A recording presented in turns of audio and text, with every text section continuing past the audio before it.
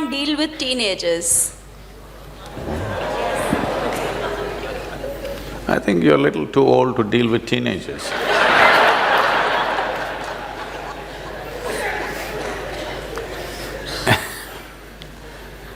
See,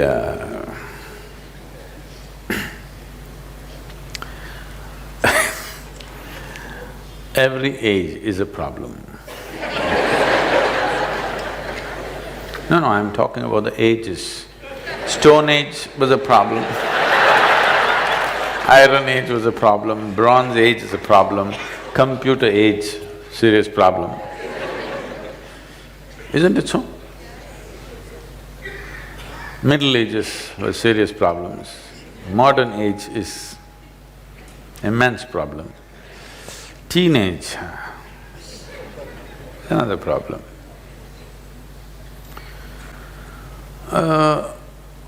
I hope you had a normal birth and… You were born normally? So if you were born normally, you were born like this and slowly grew up and somebody counted your age and you also passed through 13, 14, 15, which you are referring to as teen. This is just a certain developmental stage, like an infancy, like childhood, like adolescence, adulthood, old age, middle age, whatever. These are all different. We're trying to segment it, but essentially this is a physical journey of a body. Tell me one phase of your life which is not really a problem. Some are suffering infancy problems, some are suffering toddler problems, some are suffering childhood problems, some are suffering teenage problems, some are going through middle age problems, some are going through old age problems, some have transcended all problems. Yes? If you look at it in this context, every phase of life is a problem, then death is the only solution. If you look at every aspect of life as a problem, what is the solution? Death is the only solution. Now, the moment you identify every phase of life as a problem, unconsciously you start seeking death. Please know this, for yourself and those around you. You do not know this, but you're creating an ecosystem in your mind where the solution is to be free from all this. You came here to experience life. Instead of calling these different facets of life, you're calling it different problems that you have. If you die, you will have funeral problems. Because it's not easy to have a funeral in Mumbai city. No more dignified funeral, isn't it? Yes? There is no four people carrying you, your whole family and friends walking behind you with a drum.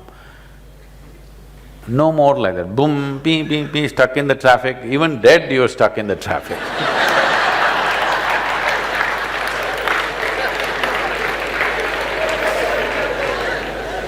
I want you to understand this.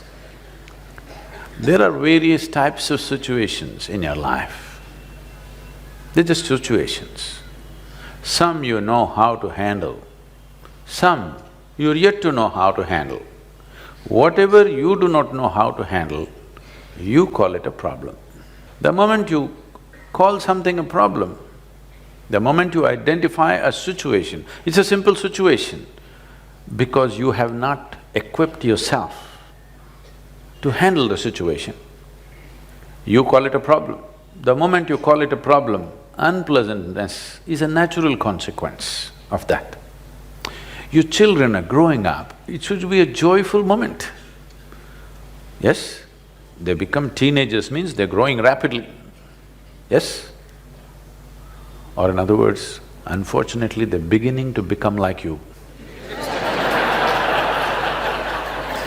And you're distressed because you can see they're becoming like you, I can understand.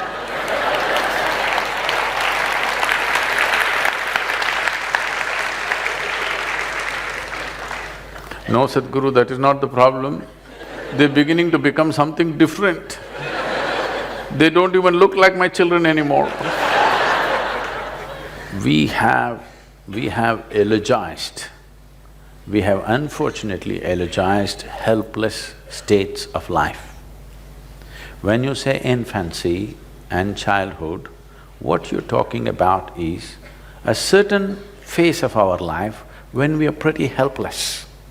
Without outside help, we cannot survive or be anything. So we have eulogized this.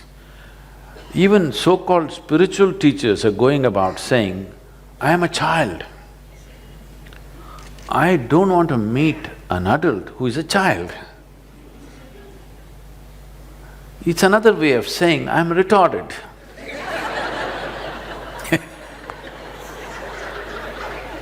If you are stuck for your life in a 6-year-old's body, you are called dwarfed, isn't it?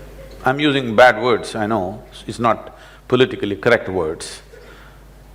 Okay, you are height impaired. Vertical impairment has happened to you. If you are stuck in a 6-year-old's mind, you are mentally retarded. No, you are what? Huh?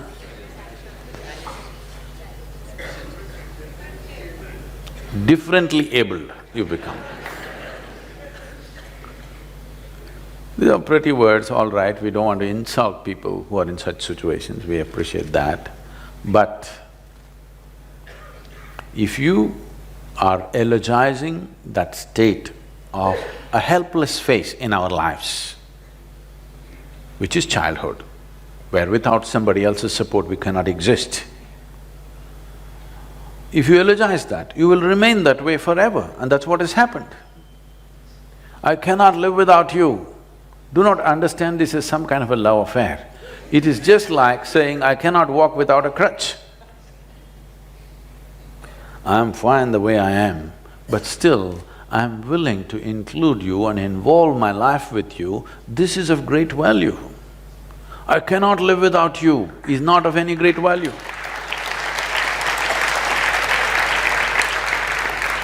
I can live without anybody's attention, but I'm willing to throw myself with absolute involvement with whoever is here right now. This is of value. Because you're eulogizing helplessness or helpless phases of our life. When you were a little baby, you can't even pee by yourself, somebody has to take you. I'm saying, I'm like a child means then I'm looking where are the diapers, please let's give him one, you know. Now what's happening with the so-called teenage is you got used to your child as a helpless creature. Now he is finding his own feet, you don't like it. You want to condense him into boo, boo, boo, my boo, boo. What you need is a toy or a doll to play with, or maybe a dog. A couple was struggling, not able to make a decision whether to have children or not. The debate between the husband and wife was, the husband wants to have children, the wife says, it's not necessary, we can get a dog instead. Because they couldn't settle it, they went to a marriage counselor. So they said, we are not able to make up our mind whether to have children or to get a dog. What should we do? So marriage counselor said, this is very simple, you want to ruin your carpets or your life, you must decide.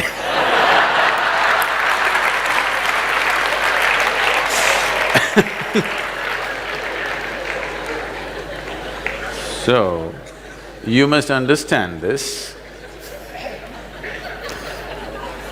If your life is a concrete block, when I say a concrete block, it has clear defined boundaries. This is what I am, like just now Anupama was saying.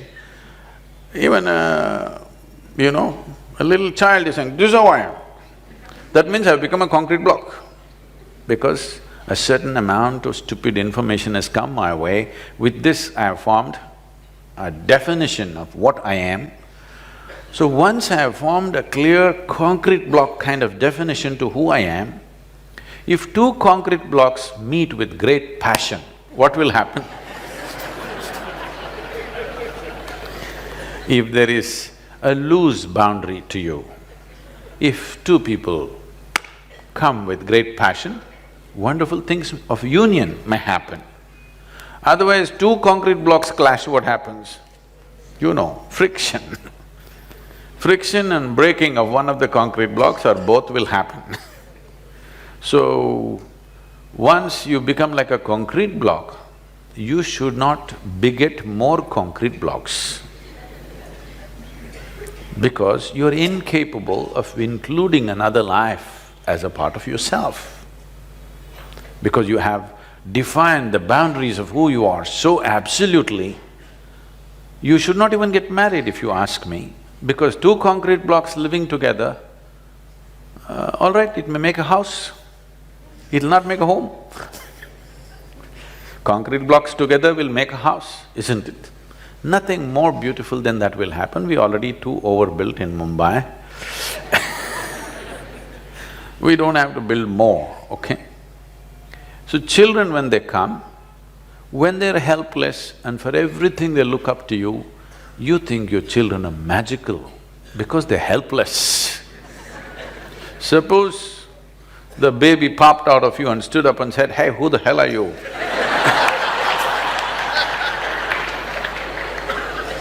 You won't like this baby. But he takes 14, 15 years to ask that question.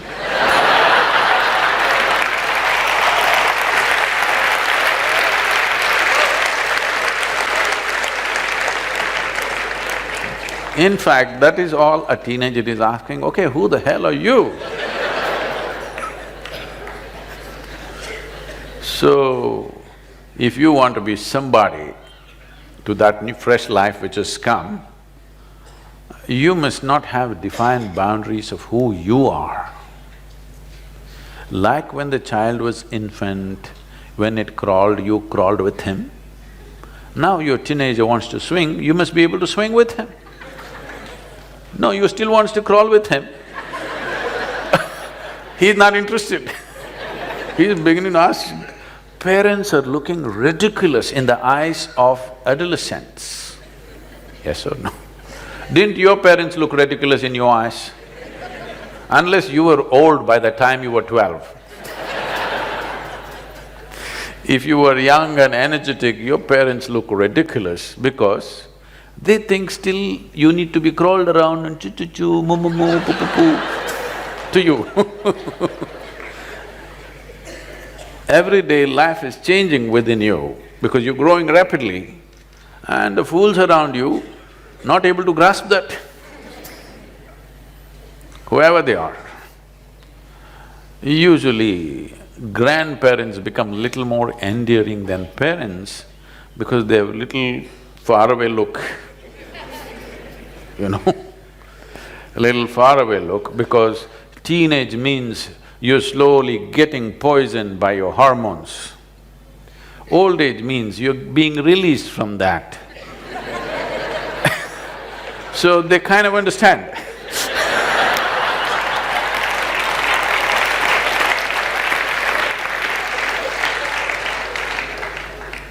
So those of you who are in middle age have no clue where the hell you are.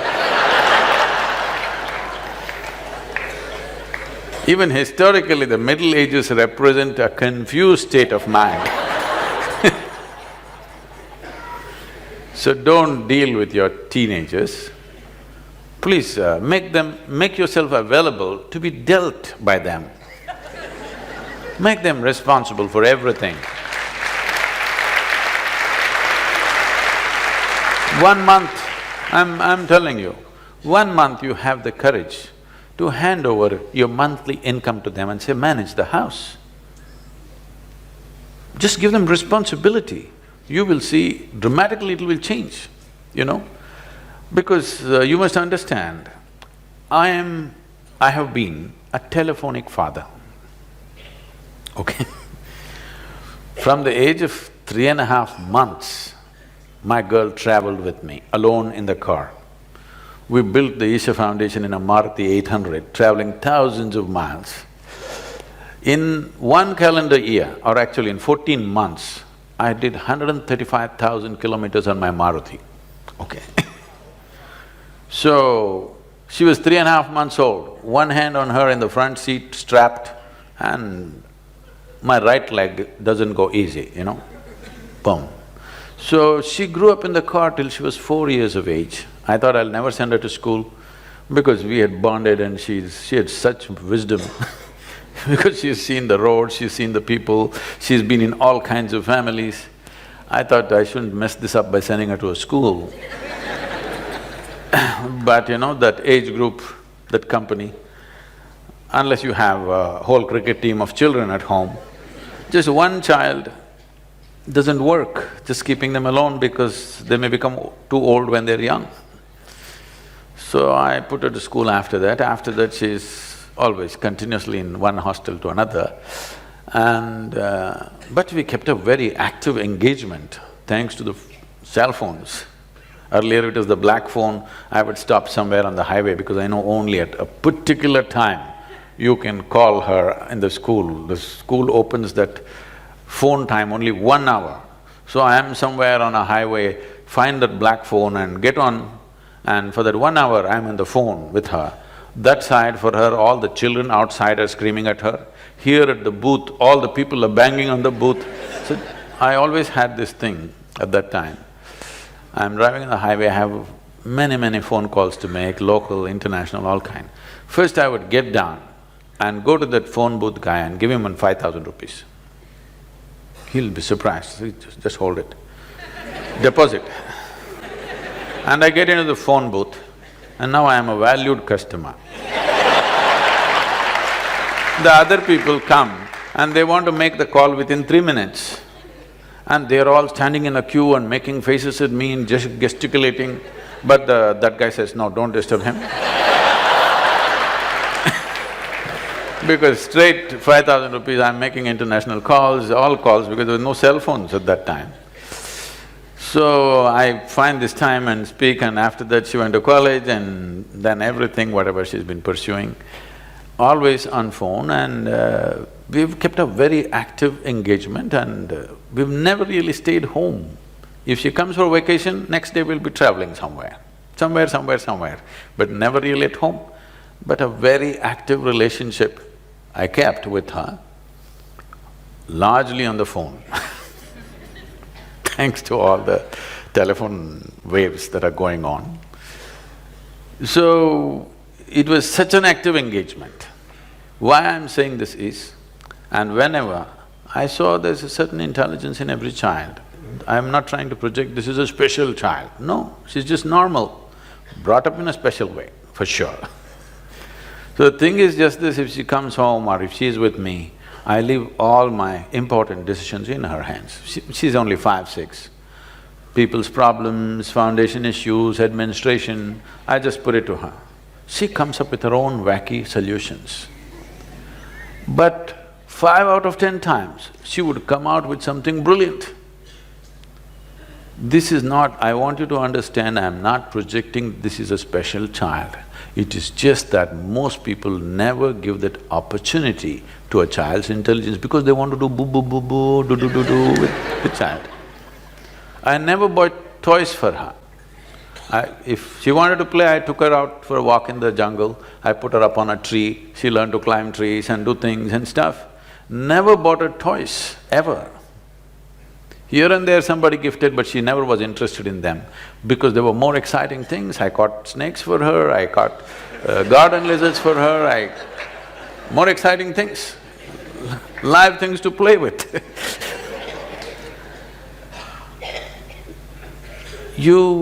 If you want to really do something with your children, you must allow them to expand because that's all they're trying to do.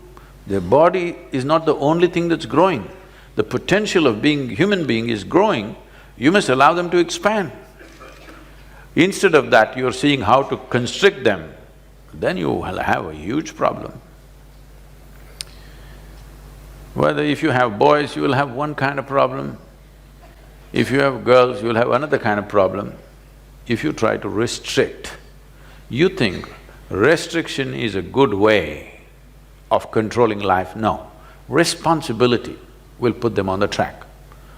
Hand over your money to them and tell them, this month you're on vacation, you handle this, whichever way.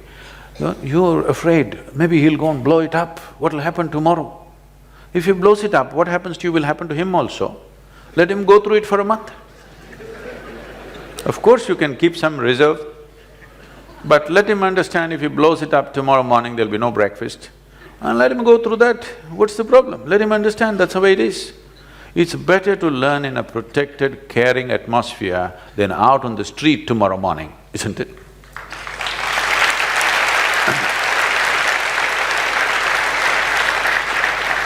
And above all, drop this damn thing that your child belongs to you. If you think this child belongs to you, when he's just coming into teens, he's telling you, God damn it, I don't belong to you. That's all he's trying to tell you, which you're not able to digest. Another life does not belong to you. If another life has chosen to be with you, please cherish that. It's a tremendous thing. Whether it's your husband or your wife or your children, they don't belong to you. You don't own them in any sense. If you don't get it, you will understand when you die or they die. They don't belong to you. Another life has chosen to come through you or be with you. Cherish that, value that. Don't think you're the owner of this life. You're not. So if you believe that you're the owner of your life, a teenager is beginning to make his own statements, well, you don't goddamn own me. He's just telling you that, that's all, in his own language. Yes or no? They're just telling you, you don't own me. But do they as another human being, you think they don't want to be included? They definitely want to be included. So, teenage means there are many things, because one thing is your intelligence is being hijacked by your hormones, so certain things are happening. Suddenly the world doesn't look the same. Some scrawny little girl in your neighborhood who you had nothing to do with, suddenly there are little bumps on her body and your chemistry is poisoned. You look at her, suddenly it's a new world. The whole world is looking different. What was just people are suddenly becoming male and female. It's not a small change, you know. What were just people are suddenly becoming something else and something else. Suddenly you're interested in only half the humanity. It's a huge change. You will see boys don't even look at their mothers directly because they still can't take their eyes off the body parts. You must understand this, that it is new and he's like trying to come to terms with it. If you were a good friend, if they had problems, if they had struggles, they would talk to you. Because most parents are lousy friends, they make other friends and those friends give their own wacky advice because they're also in the same state. It is best if your child has a problem, they come to you, isn't it? Yes? But they will not come to you if you are a boss. They will not come to you if you have ownership over that life. They will not come to you if you are that horrible father or mother. They will come to you if you are a good friend. Because when they have problems, it is natural for them to seek a friend. So make sure from an early age that you are their best friend. Till they reach 18, 20, you are their best friend. Make it that way. And this you have to earn, this will not drop because you delivered them. Because you delivered them, you get the title of mother and father. You will not get the title of a friend. This has to be earned and everyday responsible behavior from you.